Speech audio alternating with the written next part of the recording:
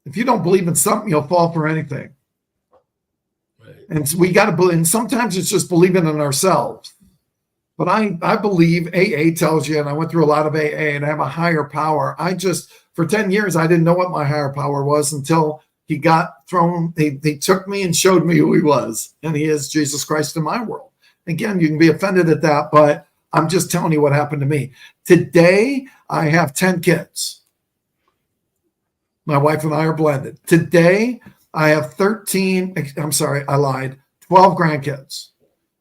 I have one twin that's going to have a grandkid in November and another one that just found out he's going to have a grandkid in 8 months. I am blessed beyond measure. Is it anything I've done? Absolutely nothing. I'm from Toledo, dude. I went to Toledo public schools, right?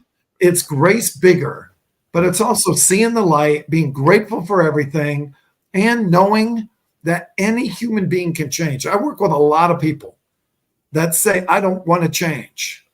And what I know is that if they want to change, they're going to change. Not because of anything I said, because maybe about something I asked them that triggered something to get them to say, man, I don't want to be sick and tired anymore. Yeah. I'm sick and tired of being sick and tired, right? Yeah, yeah. So whether it's in that recovery world I live in or the dealership world I live in, the process, the steps are still the same. What do you need to admit in the dealership? What do you need to believe in? Who do you need to believe in? And number 3, make a decision.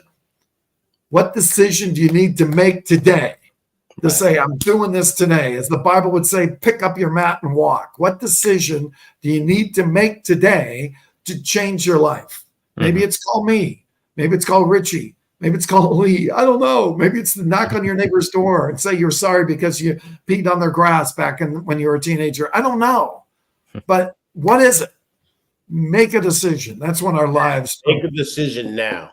Now. You need to change. Change is good. I'm very, very uncomfortable when I'm comfortable. That's a fact. I got 4 or 5 different things going on all the time. You can ask Lee. Sometimes I spin them. I spin Gene. I spin everybody because I have to keep going. I can't be doing something that I'm comfortable already. All right, that's it. It's figured out. So what's next? Because it's not about anything. Money is important, but it's not really about that. It's about making a difference. Why? Because we're only going to be able to take with us making a difference. I can't take a check with me. I can't take a car with me. I can't take a house with me. But touching people, I'm going to take with me. And also the people that I touch that don't like me, that I'm going to take too. They're actually going to be longer, okay? So it's about touching people, making a difference, whether it's a good difference or a bad difference. It doesn't matter. It's making that difference. It's important to make the good difference, but I'm saying the difference is what's important, right? Because everything else we can't take with us, but we're going to leave our memory, and you can leave our memory for a long time. Jackie B. Cooper passed away how many years ago? We were all the students, right? There's kids that are in the car business today that still talk about him. Bob Cohen from Ohio. There's still people today that talk about him. There's cassettes out there. There's, there's all kinds of stuff out there. I have his whole library. Okay. Yeah. Amen. That's good stuff. I have Bob Cohen, was a personal friend of mine. He died of bone cancer. I went to Ohio twice to see him. Okay. And he was a really good trainer. Whole different trainers than they are today. Okay. And you know what I'm talking about, Bart.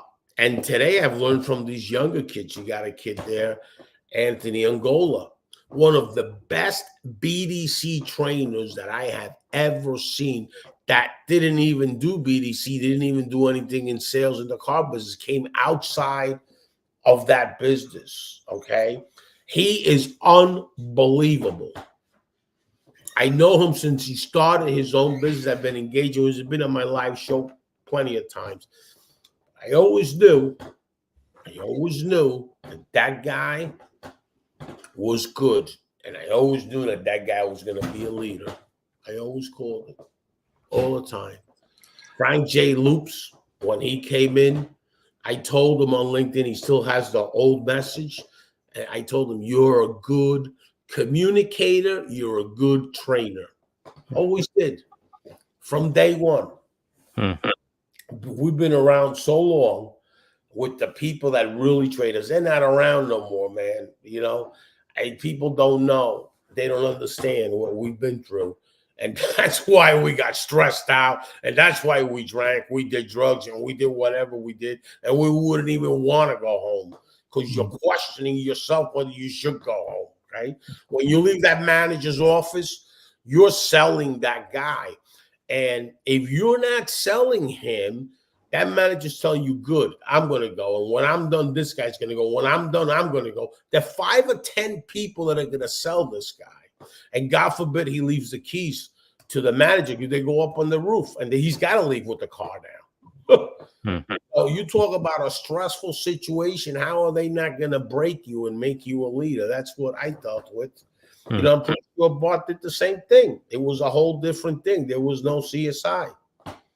You know, it's about the world is, man, I don't know if it's my mind or whatever, but I am mad. I'm really mad. And I'm mad because I make a difference every day. Right. That's what it's about. Right. And I am a servant. I'm about how many people can I serve? You know, I stopped counting the money and I start counting how many people am I going to serve. So I've got 50,000 people that I want to influence in the next 2 years. That's my number. And is it realistic? Of course it's not. Shoot for the moon, hit the stars. But I believe that it'll happen. So how can I influence people? And I don't mean, you know, they've got to know the Bart way. No, I don't care about that. I want them to know their way, to be the best people they can be at home and in the workplace, to be great with their kids, but also be great with Jimmy that's just struggling, and help Jimmy get to a place where he's got financial peace, right? Right? They might not want to make money, but we all want, I mean, because, you know, we all hear that money is not the big thing for young people. I don't believe that. I believe they have a different picture. They want time off. How do you get time off? By having financial responsibility, right? How do you get, you want money? Money isn't important to you. You call it peace. We will show you how to get peace. You just call it something different than maybe we did 50 years ago or 20 or 40 years ago, right? So my point is, how can I make a difference today? How can I change lives today? How can I make sure that I help somebody become the best they can be today, and that they have hope, that they've got a future, and they don't feel like this is just a job. And if I can have leaders that can develop other leaders, I know they will have hope, because it's outside themselves. It's not about them anymore. Pretty incredible. Mr. Bart Nollenberger, it has been a pleasure having you here today. And it sounds like the Maxwell Leadership Foundation and you have a pretty unique perspective on how to, and I'm sorry to use the word train people, but it feels like you said, it's more of a coaching, opening up doorways in their minds to have them, you know, come to their own realizations and training themselves almost. Yeah. Pretty incredible stuff. It's been a pleasure having you on the show today. Richie, as always. Thank you, Richie. Thank you, buddy. Thanks a lot, Bart. It was so fun. Really look forward and getting more communication with you. Thanks a lot. I really appreciate you so much. God bless you. You guys too. If anybody needs any coaching, you know where to go. We love to just hang out and talk about it. We'll do it absolutely free. We'd love to talk and see how we can serve. We got to go after Bart if you need coaching, because he's got the metrics and he healed himself as he was doing it. So now he's really he made an AI machine. That's what he did, guys, okay? Because you need data for that. So he's got the data. He's got the AI. Now he's AI. He's like a human chat GPT, I would call him. Bye. Bye, guys. Take care. Bye-bye.